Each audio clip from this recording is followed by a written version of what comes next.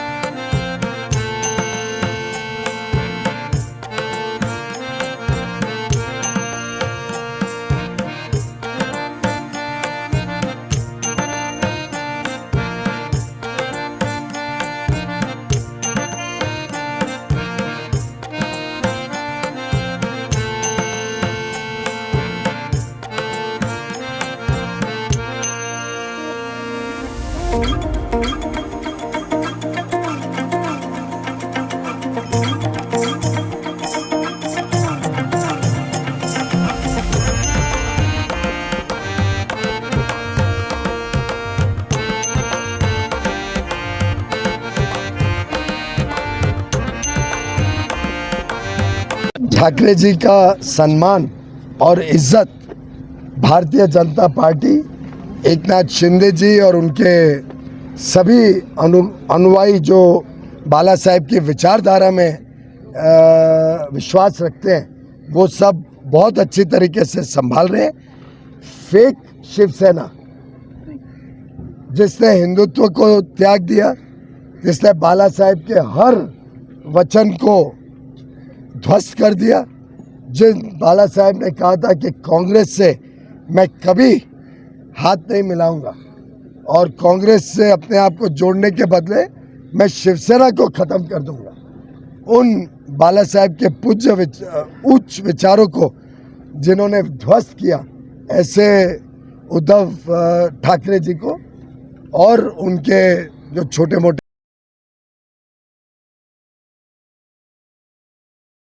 Sir, आज आपने कनेरी गुफा का दौरा किया है, क्या क्या चीज़ें देखा, क्या कहेंगे इससे?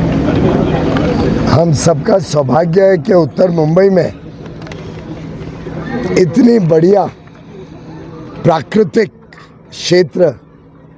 ईश्वर ने हमें दिया है। संजय गांधी नेशनल पार्क में जब जब आओ दिल आनंदित हो जाता है और उसके अंदर प्राचीन कैनरी केव्स, 109 केव्स जिनकी शायद लगभग 1900-2000 साल पुरानी इतिहास को भी हमारे आर्कियोलॉजिकल सर्वे ऑफ इंडिया ने कैप्चर किया है, उसको आज देखकर सीना चौड़ा हो गया। गर्व महसूस होता है भारत के विरासत पर, भारत के इतिहास पर, और मुझे पूरा विश्वास है कि जो प्रधानमंत्री मोदी जी ने विकास भी विरासत भी का संदेश देश और दुनिया को दिया है, उसको सही माने में हम उत्तर मुंबई में संजो के रखेंगे। आज कई सारे विषयों के ऊपर चर्चा हुई है। कैनरी केव्स का एक अच्छा एक्सपीरियंशियल सेंटर जिसमें जो हमारे पर्यटक आते हैं, जो हमारे नेचर लवर्स आते हैं या श्रद्धालु आते हैं, सभी के लिए एक एक्सपीरियंस, एक अनुभव, कैनरी केव्स से जुड़े हुए इतिहास की जानकारी और ऐसे प्राचीन और प्राकृतिक क्षेत्र को कैसे हम और सुंदर बना सकें, साफ सुथरा रखें, सबके लिए सुविधाएं अच्छी हों, उस दृष्टिकोण से आज कई सारी बातों पर चर्चा हुई फॉरेस्ट ऑफिशियल्स के साथ, आर्कियोलॉजिकल सर्वे ऑफ इंडिया के ऑफिशियल्स के साथ, और यहाँ के रहवासी और जो यहाँ पे ट्रेडिशनली वर्षों से रहते हैं, उनको भी क्या सुविधाओं से हम उनके जीवन को भी अच्छा कर सकें, उस विषय को लेके भी चर्चा करके मुझे आज बहुत आनंद आ रहा है कि इस क्षेत्र के विकास और उद्धार के लिए हम सब प्रयत्नशील हैं। सर, कई वृद्धों को यहाँ पे आने के लिए परेशानी होती है, जो कनेरी की हमारी धरोहर है, उसके लिए कुछ सुविधाएं के लिए कुछ चर्चा हुई है क्या आपकी? आर्कियोलॉजिकल साइट के ऊपर लिफ्ट बनाना तो संभव नहीं होगा, जहाँ तक मेरी जानकारी है। इस पे कोई चर्चा तो नहीं हुई, कोई सुझाव भी नहीं आया, पर देखते हैं अगर कोई वैसे रोप पे भी आर्कियोलॉजिकल साइट में तो नहीं हो पाएगा। मुझे लगता है अगर कोई जैसे अमरनाथ यात्रा के लिए या वैष्णो देवी यात्रा के लिए लोग जाते हैं, अगर वैसी कोई सुविधा हो सके कि लोग उनको लेके जा सके, तो वो आर्कियोलॉजिकल सर्वे ऑफ इंडिया से चर्चा करके आगे देखेंगे। सर, उद्धव जी ने कल एक सभा में कहा था कि भारतीय जनता पार्टी अपने झंडे से हरा कलर हटा सकती है क्या, इस तरह का दावा उन्होंने किया है? भारतीय जनता पार्टी 140 करोड़ देशवासियों का प्रतिनिधित्व करती है। हमें गर्व है कि 140 करोड़ भारतवासी अपने आप को हिंदुत्व के साथ जोड़ते हैं, क्योंकि ये हमारा इतिहास है, ये हमारा संस्कृति है, और इतिहास को, संस्कृति को, हमारी हेरिटेज को कोई हमसे लेके नहीं जा सकता। दुर्भाग्य है कि उद्धव ठाकरे जी तुष्टीकरण की राजनीति से पूरी तरीके से घिर गए हैं। उनको शायद जो थोड़ी बड़ी सीट मिली है इस बार, वो भी उस तुष्टीकरण की राजनीति के फलस्वरूप मिली है, तो वो और ज़्यादा उत्साहित हैं और ज़्यादा तुष्टीकरण में उनका विश्वास बन गया है। प्रधानमंत्री नरेंद्र मोदी जी, भारतीय जनता पार्टी और हमारी चाहे केंद्र की सरकार हो, राज्य की सरकार हो, या आगे आने वाले दिनों में म्युनिसिपल कॉरपोरेशन में जो भारतीय जनता पार्टी और महायुति विजय प्राप्त करके ट्रिपल इंजन सरकारें